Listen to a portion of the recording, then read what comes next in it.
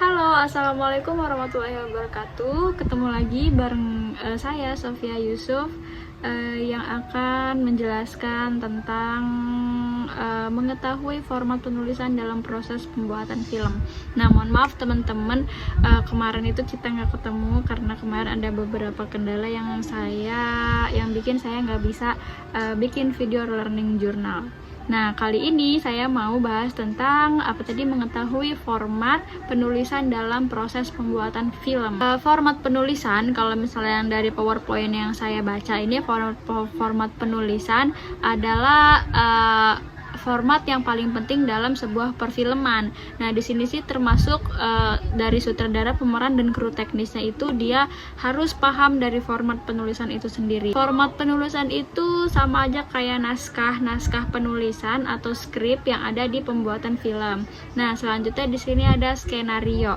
Skenario itu sama aja kayak naskah cerita yang sudah lengkap dengan deskripsi dan dialognya tentang yang telah matang disiapkan oleh sutradara maupun beberapa bagian-bagian yang ada di perfilman itu.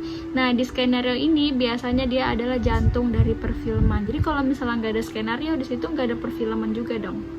Selanjutnya di sini saya mau kasih tahu tentang format skenario.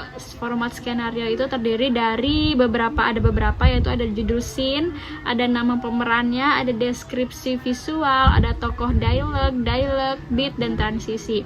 Nah, di sini ada judul scene. Judul scene itu kayak misalnya ada judul scene pertama. Itu misalnya kita ada adegan romantis atau ada adegan dramatis gitu. Nanti misalnya ada scene pertama, ada scene kedua, scene ketiga. Nah, ada juga nama pemeran ini nama pemeran asli siapa, dan nama pemeran yang visualnya yang fiktifnya juga siapa. Di sini ada deskripsi visual, tokoh dialog, beat, dan transisi lah pokoknya itu. Nah, di sini ada logika bahasa. Logika bahasa ini memainkan peran penting dalam membangun alur cerita yang kohesif dan meyakinkan.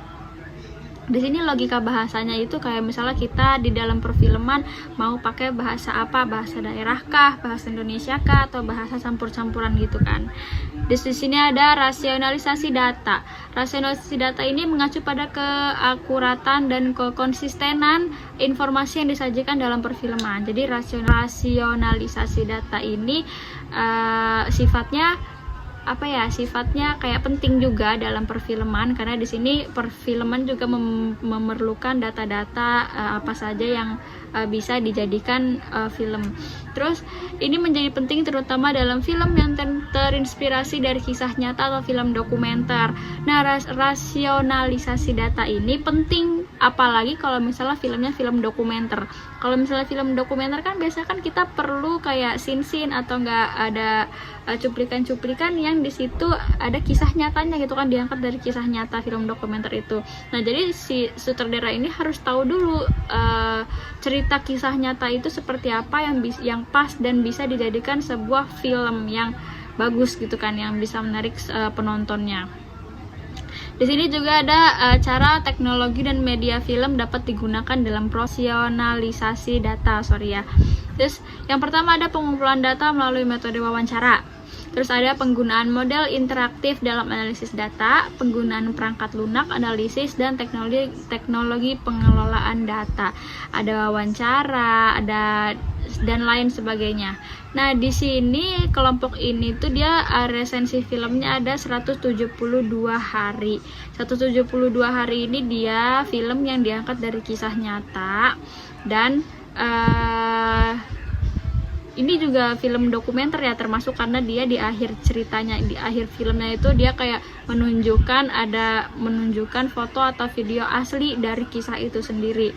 Ini diperanin sama artis kita yang paling cantik ya, Jasmine, sama yang cowoknya aku lupa deh siapa. Jadi ini ceritanya ini dia menikah cuma 172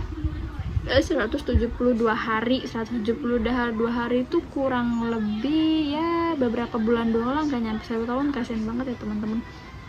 Nah, teman-teman, nggak nyangka banget kita udah ada di penghujung video. Nanti kita ketemu lagi di video learning journal selanjutnya. Mohon maaf banget karena sekarang mau menjelang Hari Raya Idul Fitri. Mohon maaf lahir dan batin. Assalamualaikum warahmatullahi wabarakatuh.